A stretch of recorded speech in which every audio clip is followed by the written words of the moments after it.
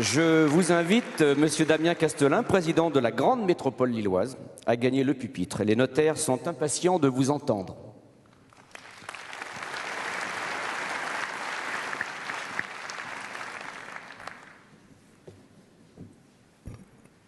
Monsieur Thierry Thomas, Monsieur le Président du 113e Congrès des notaires de France, Monsieur Didier Coiffard, Président du Conseil supérieur du notariat, Monsieur Éric Nonclerc, Président de la Chambre interdépartementale des notaires du Pas-de-Calais, Monsieur Bernard Delorme, rapporteur général du 113e Congrès des notaires de France, et Monsieur le Président du Conseil régional, cher Xavier Bertrand.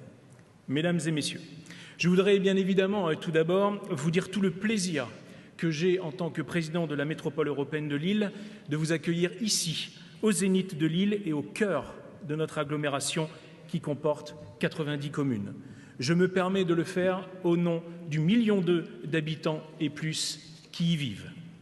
Je vous remercie d'avoir de nouveau choisi notre métropole pour vous rassembler. Vous étiez venus en 2009, je crois, et certains d'entre vous ont donc pu se rendre compte déjà dès ce week-end combien les choses avaient changé dans la métropole. J'espère que vous aurez eu le temps de vous promener ici et là et surtout d'apprécier ce qui existe nulle part ailleurs, cet art de vivre, notre art de vivre. Si particulier, puisque vous le savez, qu'il mélange tradition et audace, puisqu'il s'est construit au carrefour de toutes les cultures. Monsieur Éric Nonclerc, en tant que président de la Chambre interdépartementale des notaires du Nord-Pas-de-Calais, vous avez ouvert cette séance, comme je viens de le faire, en parlant de chez nous. Et vous avez aussi ouvert un congrès particulièrement important pour nous. C'est important en effet, d'abord parce que le congrès qui rassemble autant de monde n'est pas si nombreux hors Paris. Et la concurrence est grande pour accueillir des congrès d'une telle importance. Et je le répète, nous sommes donc fiers de vous recevoir. La stratégie touristique de la métropole, issue des lois MAPAM depuis le 1er janvier 2015, donne la priorité au tourisme d'affaires et votre présence vient conforter bien évidemment notre ambition. Dans une quinzaine de jours, nous accueillerons aussi l'Ordre national des experts comptables. Le monde médical apprécie aussi les lieux puisque les conventions et congrès se succèdent tout au long de l'année et je suis d'ailleurs très heureux de rappeler ici que Lille Grand Palais a reçu en mai dernier le Grand Prix décerné dans la catégorie audience internationale et c'était pour la convention Biofit, les pôles d'excellence dont vous citiez et qui a rassemblé là aussi 1300 professionnels de l'innovation en biologie. Au cœur de la ville, le Zénith et le Grand Palais qui vous accueillent comptent donc parmi les grands atouts de la métropole. Et vous en avez déjà un peu parlé en introduction et d'une force et d'un dynamisme, nous avons aussi beaucoup d'autres infrastructures. Je pense aux infrastructures hôtelières, à nos commerces, à nos restaurants, mais aussi à nos musées. Vous allez ou vous avez déjà découvert le Palais des Beaux-Arts et certains pousseront sans doute jusqu'au musée d'art moderne, jusqu'à la Villa Cavrois ou encore à la piscine à Roubaix. Votre programme, vous proposez aussi un jogging autour de la Citadelle, une compétition de golf et bien d'autres choses, si j'ai bien pu lire cela avec attention. Bien évidemment, vous n'aurez sans doute pas le temps de tout faire, mais je suis sûr que vous reviendrez. Avec le TGV, on vient de Paris en 1 heure, de Lyon et de Strasbourg en 3 heures, et nous nous sommes même rapprochés depuis quelque temps de Bordeaux, sans parler bien évidemment de notre aéroport qui dessert les nombreuses métropoles de ce beau pays, et je sais qu'il y a aussi de nombreuses délégations étrangères ici présentes. Vous reviendrez aussi pour un match ou un concert au stade Pierre-Mauroy, peut-être d'ailleurs, et j'en ai croisé certains hier dans les 3 travées, pour la victoire de la France en demi-finale de Coupe Davis. Et vous reviendrez bien évidemment, chers amis, pour la finale contre nos amis belges, ou alors pour le mythique Paris-Roubaix, où je l'espère et je croise les doigts pour notre future désignation à la capitale mondiale du design que nous espérons bien évidemment organiser en 2020. C'est que depuis des années, vous le savez bien, nous jouons aussi le rôle de l'événementiel pour accroître l'attractivité et le rayonnement d'une métropole. Ça passe bien évidemment par les grands événements sportifs, que ce soit l'Euro de foot, les championnats d'Europe de basket, les championnats du monde de hand, mais aussi par la culture et les nombreuses expositions, et notamment l'exposition Modigliani l'année dernière. Je fais bien évidemment le pari que vous reviendrez aussi pour nous voir, pour voir les gens de cette métropole, les femmes et les hommes qui font que ce territoire et qui font vivre et qui le transforment. Transformation, évolution, révolution, peut-être, les mots sont lancés et vous êtes ici exactement au bon endroit pour réfléchir aux mutations qui touchent notre société. La métropole européenne de Lille fêtera ses 50 ans dans quelques mois. Elle est née sous le général de Gaulle en janvier 68 et c'est dire si elle en a accompagné des mutations. Et il n'est pas présomptueux de dire que nous sommes devenus de véritables experts en mutation du quotidien. 1968, ce n'était pas seulement le siècle dernier, c'était déjà une autre planète. Et ici, vous l'avez rappelé tout à l'heure, nous avons connu la mutation de l'industrie vers le tertiaire, ou encore celle du tout-voiture vers des modes de transport plus doux et moins polluants. Nous avons été parmi les premiers à se lancer dans une politique globale de traitement des résidus urbains. Je pourrais aussi évoquer toutes les autres compétences des métropoles, l'eau, l'assainissement, nos écoquartiers. Et je ne m'y arrêterai pas tant le caractère essentiel de ces politiques et de ces compétences des métropoles est devenu évident pour nos concitoyens. Avec nos grands espaces naturels, avec nos petits jardins, nos places, nos terrains de sport ou nos piscines, nos futures piscines olympiques, avec toutes ces compétences, nous avons répondu aux attentes des habitants et nous les avons même parfois anticipées. Nous continuerons, et je pense notamment à la troisième révolution industrielle et à la mutation énergétique qui est là aussi, et je rejoins Xavier Bertrand, dans une politique et une priorité de notre mandat. Je pense aussi à l'agriculture, puisque Pierre Mauroy nous disait toujours que la métropole européenne de Lille est la métropole la plus rurale de France. Eh bien là aussi, nous avons de nouveaux modèles économiques que nous accompagnerons pour l'agriculture de notre métropole. Et puis je pense aussi au rythme de la vie. Nous avons à la métropole européenne de Lille un bureau des temps qui réfléchit à la façon d'adapter les politiques publiques à la réalité quotidienne, à la façon dont on peut harmoniser les temps personnels et les temps professionnels. Prenons quand même exemple le télétravail.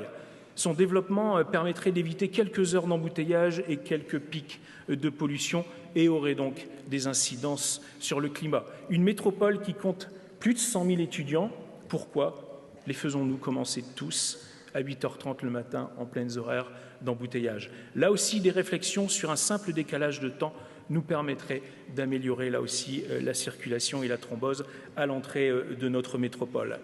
Alors pour les élus que nous sommes, pour ceux qui ont en charge les plans d'urbanisme ou les études prospectives, cette réflexion est essentielle, chers amis.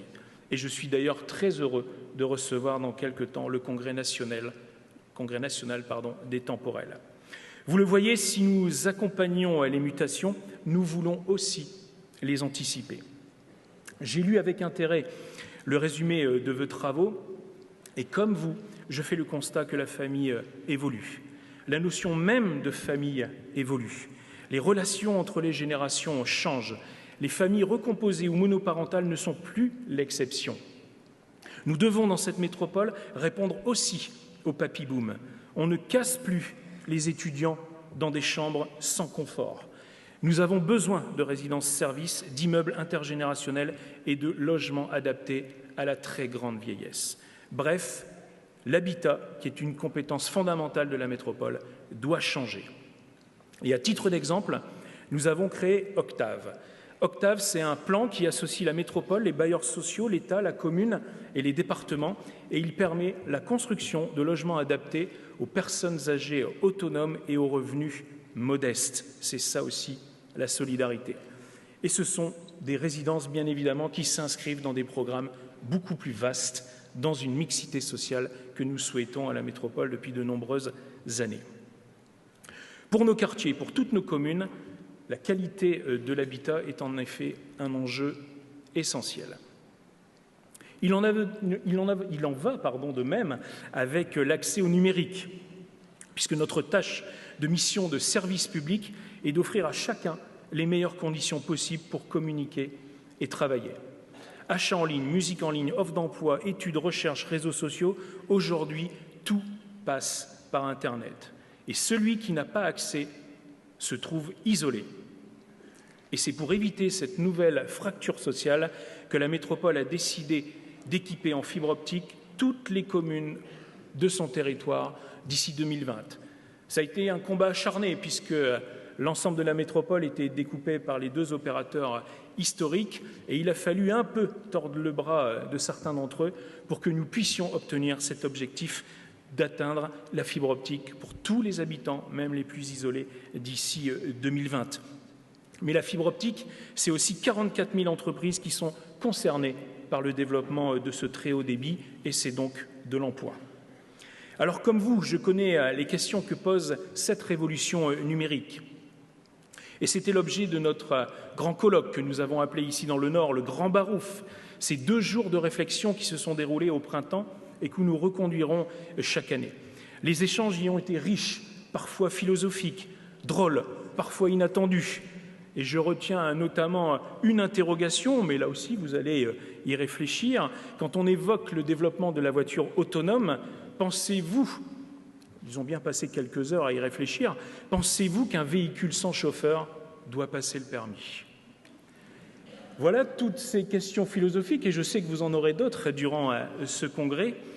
Mais nous avons aussi, en dehors des questions d'usage pour le numérique, ce côté un peu obscur, puisque chaque année, depuis 9 ans, les experts internationaux de la cybersécurité se donnent rendez-vous ici au Grand Palais et 72 pays y étaient représentés.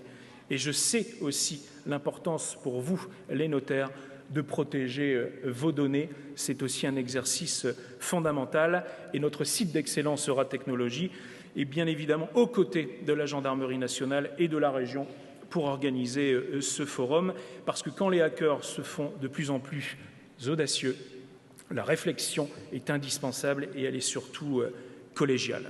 Il serait vain, bien évidemment, dans ces propos introductifs, de vous dire en quelques minutes tout ce que fait la métropole dans les thèmes qui vous sont chers, famille, solidarité et numérique.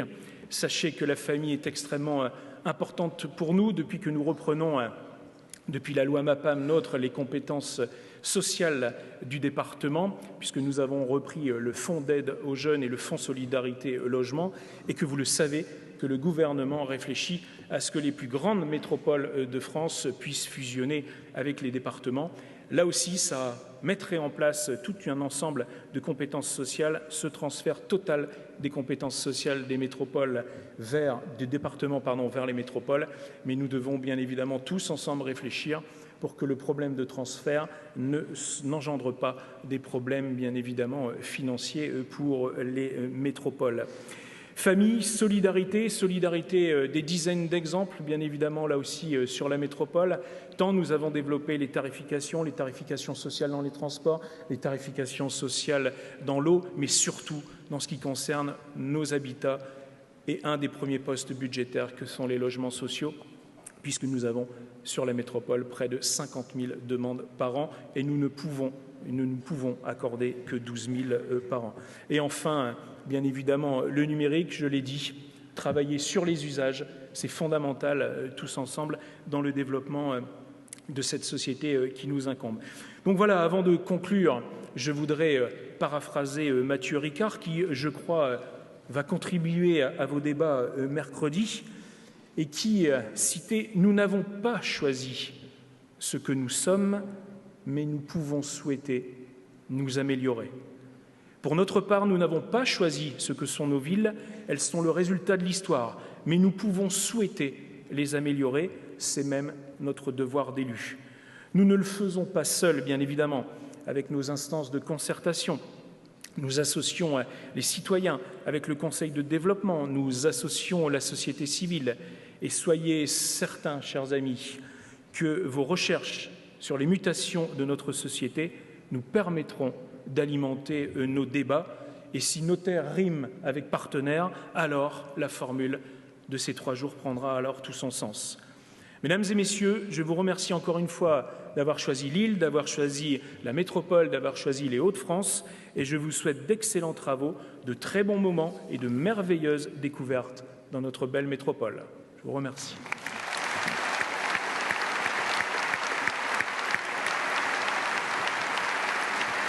Merci, Monsieur le Président. Merci à vous, Monsieur Castelin.